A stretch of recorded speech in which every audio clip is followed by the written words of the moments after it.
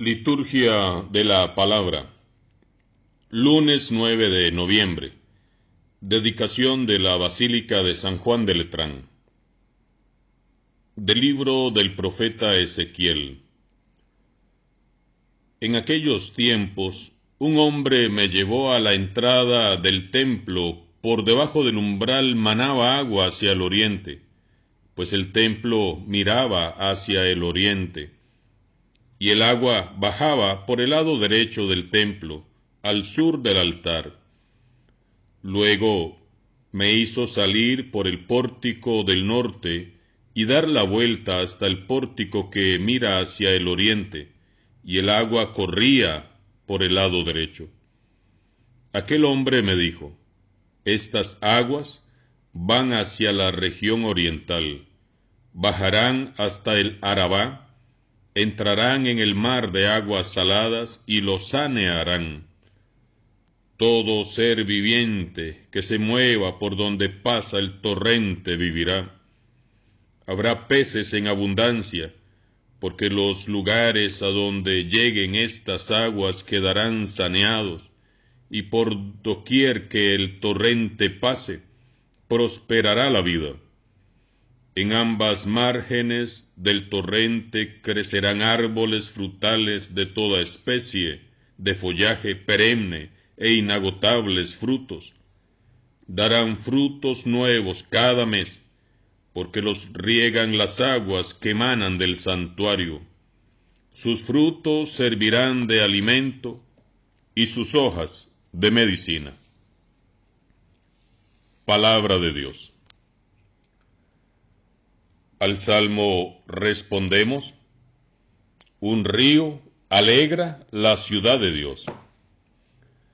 Dios es nuestro refugio y nuestra fuerza, quien en todo peligro nos socorre. Por eso no tememos aunque tiemble y aunque el fondo del mar caigan los montes. Un río alegra a la ciudad de Dios. Un río alegra a la ciudad de Dios. Su morada el Altísimo hace santa. Teniendo a Dios, Jerusalén no teme, porque Dios la protege desde el alba. Un río alegra a la ciudad de Dios.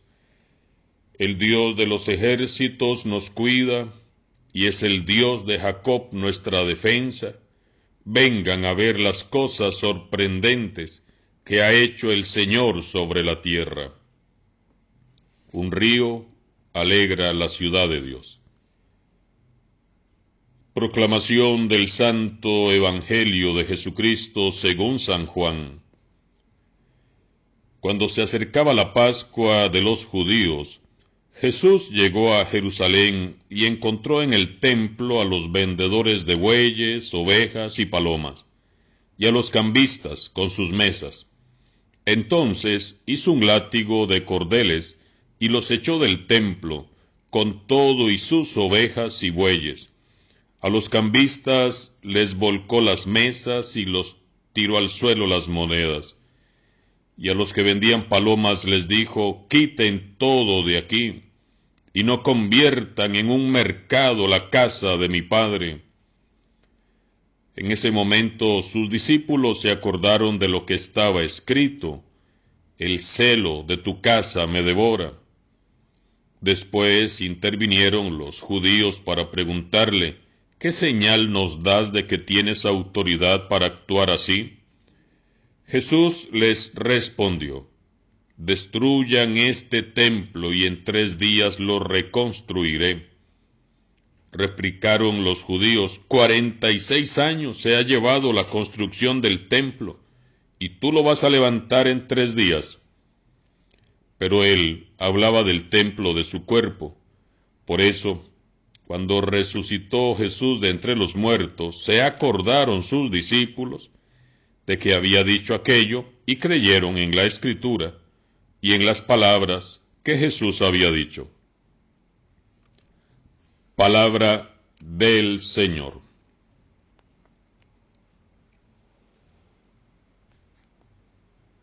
Hoy celebramos la dedicación de la basílica más antigua de la Iglesia Católica, y quiero compartirles un poquito la historia de esta celebración. Cada 9 de noviembre, la Iglesia celebra la dedicación de la Basílica de San Juan de Letrán, la primera basílica de la Iglesia católica en ser construida, y donde una imagen de Cristo derramó sangre. Esta basílica fue la primera en ser construida después del edicto del emperador Constantino, el cual, en el año 313, concedió a los cristianos la libertad de su práctica religiosa.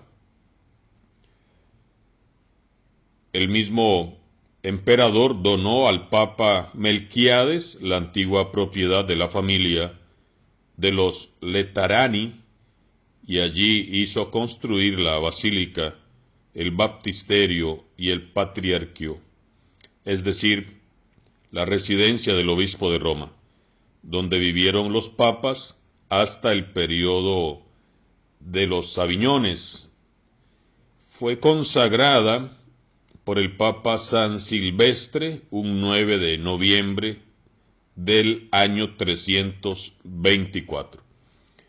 Se le llama Basílica de San Juan de Letrán porque tiene dos capillas, una en honor a San Juan Bautista y otra en honor a San Juan Evangelista. Basílica del Divino Salvador es otro nombre por el que se le conoce ya desde el año 787, cuando fue nuevamente consagrada. Una imagen del Divino Salvador derramó sangre al ser golpeada por un judío.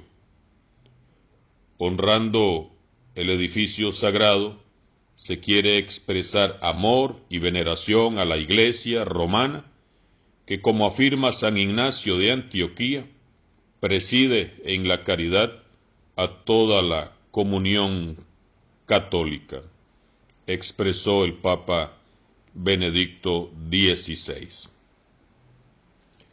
Así nos queda bastante claro el significado de esta fiesta de nuestra Santa Madre Iglesia, hoy, lunes 9 de noviembre.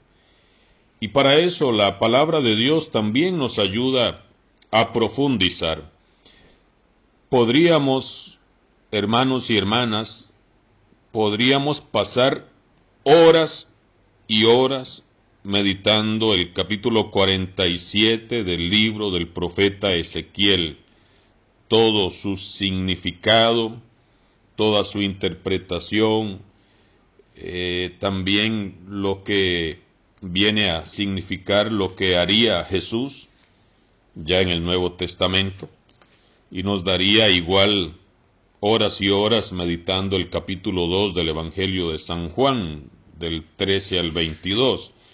Pero bueno, saquemos el máximo provecho en estos minutos que compartimos la palabra de Dios. El profeta Ezequiel tiene una visión de un templo de donde brotan aguas, unas aguas que tienen la capacidad de sanear todo, unas aguas que tienen la capacidad de dar vida, de dar frutos, de hacer florecer los árboles que dan alimento siempre. Hermanos y hermanas, este templo, en esta visión del profeta Ezequiel, podríamos visualizarlo así. Podríamos decir que Jesús crucificado es ese templo sagrado, de donde brotan esas aguas que dan vida. De su costado abierto brotó sangre y agua. Y todos los que creemos y amamos a Jesús, sabemos que de su costado abierto brota la Iglesia. y brotan los sacramentos. Cada uno de los sacramentos de la iglesia brotaron del costado abierto de Jesucristo. Por eso, ni el bautismo, ni la Eucaristía, ni la unción de enfermos, ni ninguno de los 7 sacramentos es un invento, ni de la iglesia, ni del papa, ni de los curas, ni de los obispos, ni de nadie.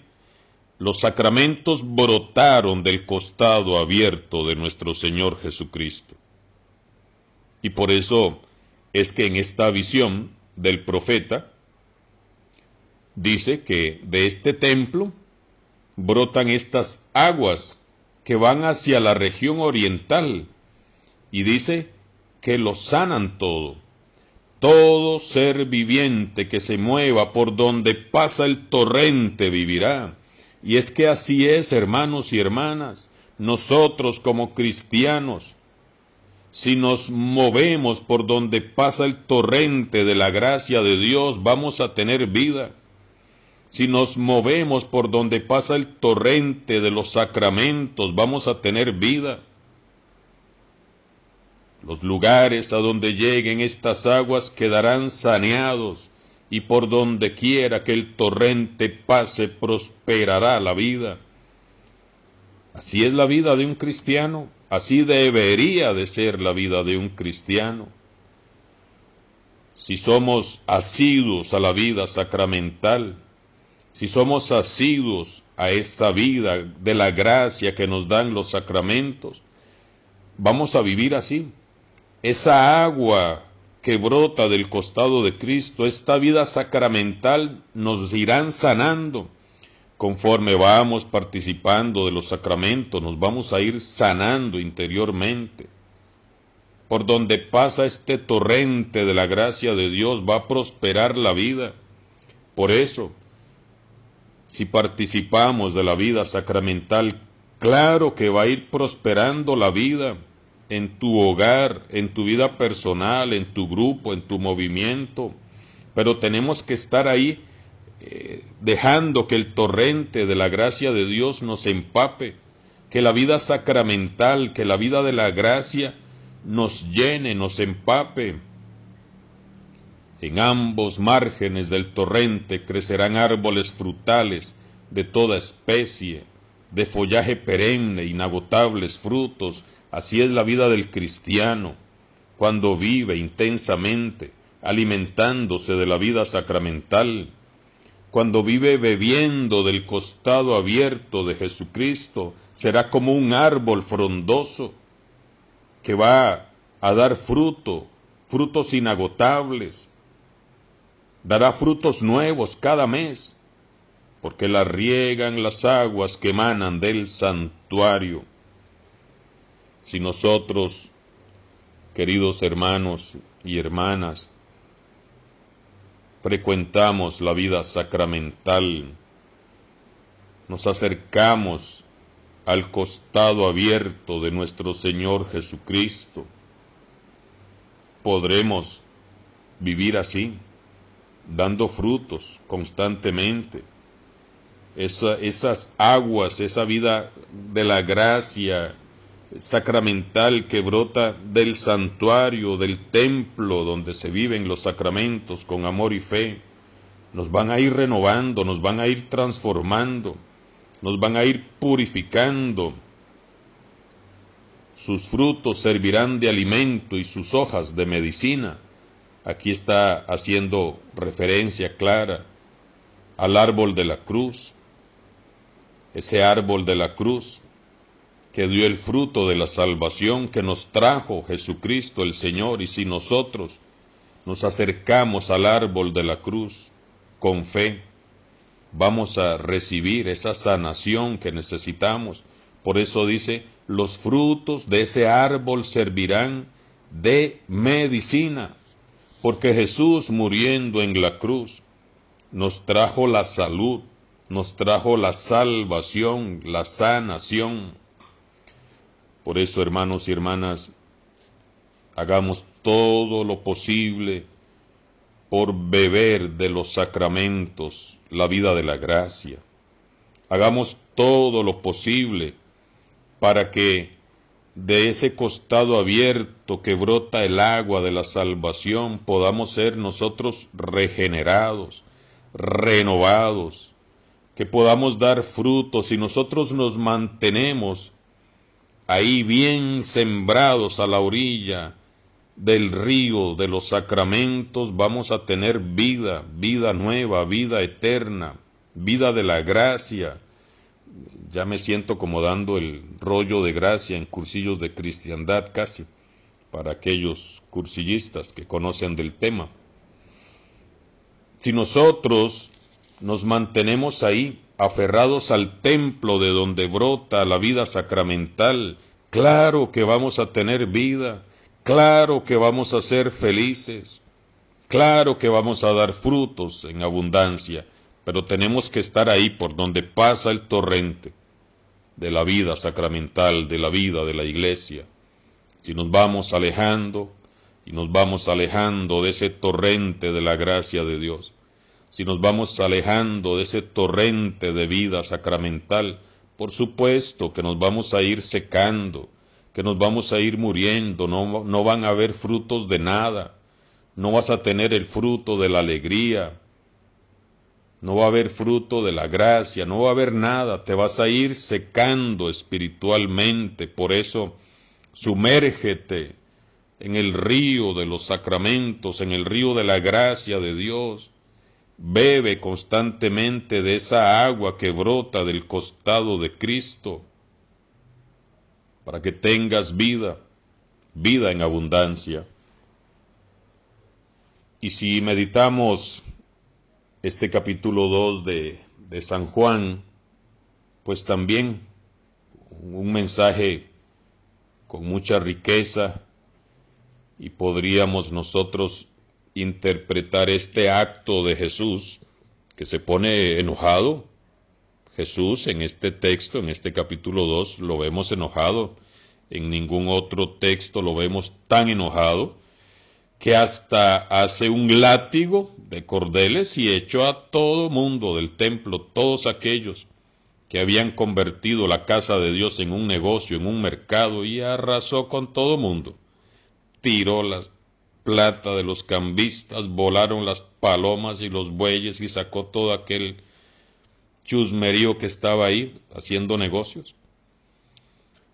Porque nosotros muchas veces convertimos nuestros templos también en eso, en centro comercial, en centro de modas, en centro de chismes, en centro de críticas, en ventas, vendemos todo de todo. Y hoy el Señor Jesús quiere purificar nuestra iglesia, nuestro templo. Pensemos también en el templo de nuestro corazón. Nuestra vida es un templo.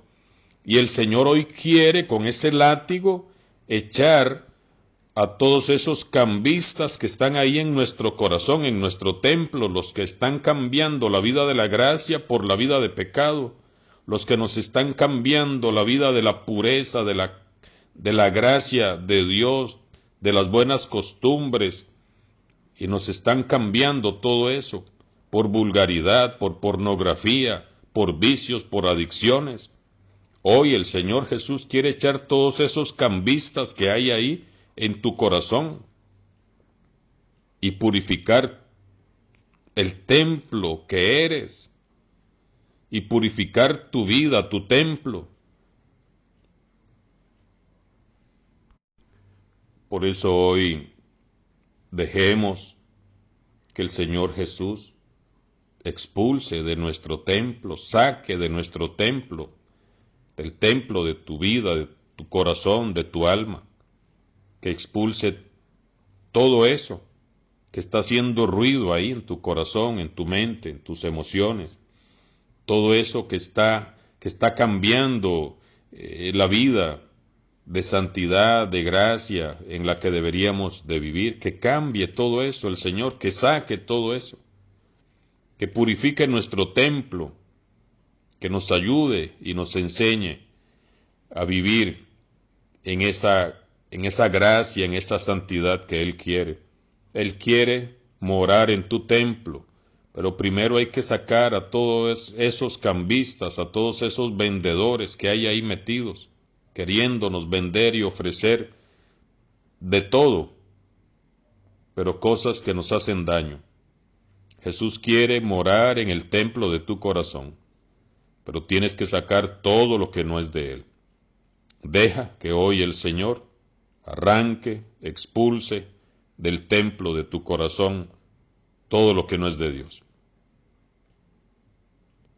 Que este día el Señor nos asista con su gracia para ser cada vez mejores cristianos. Bebamos de la fuente de los sacramentos.